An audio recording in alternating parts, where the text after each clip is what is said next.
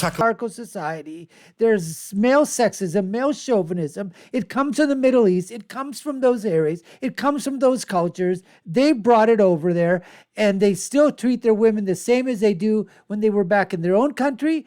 And they basically start treating the women in the country that they've come, along with their own women, the same crappy, sexist, misogynistic, way. And then that voting thing, that's pretty good. If you're saying the Turkish people in England vote against Erdogan versus the ones in Germany and the Netherlands voted predominantly for, maybe there's some assimilation happening after all.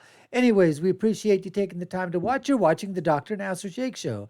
I'm your host, Dr. Nasir, where I give you my political prescriptions from my political perspective on what happens when you got culture, media, entertainment, science, and politics and religion.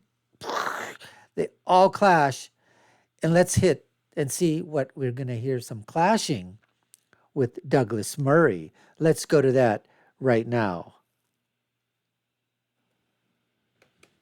I think that people... Okay, he's very simplifying this. No, this guy, as far as I'm concerned, is just, it's just wrong. He says, rice versus pasta. Nobody is going to fight a war over rice versus pasta. There's not going to be a clash of civilization, a clash of culture with rice over pasta. But there is going to be a clash of culture, a clash of civilizations, a clash between migrants and immigrants. If they try to impose what they had in their country onto the new country that has allowed them to enter, allowed them to be housed, allowed them to be clothed, allowed them to be fed, allowed them to have a job, to get a better situation from when they came from before. But if they bring some of those things, some of those, whatever you want to call them, those cultural ideas that are anathema to the West and Western democracies, guess what?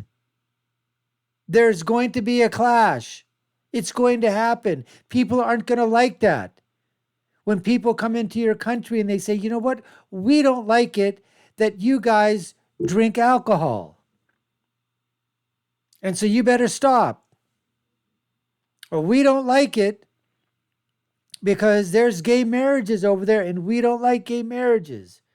We don't like gay unions. We don't like this. We don't like that. That's not what we did back in our country. That's what we did in the old country. So we're not going to do that here. And you guys are doing it. You need to stop because that's offending us. Folks, that's what happens. That's what needs to be done.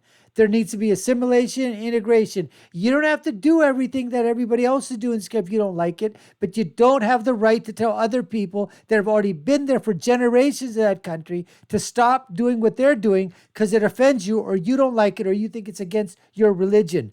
That's it. Let's finish up with what this gentleman has to say. Value their cultural identities, and yes, food is a huge part of their cultural identity, and they feel overtaken. So I think that we should be a little bit more carefully managing the process to avoid the backlash that we observe today.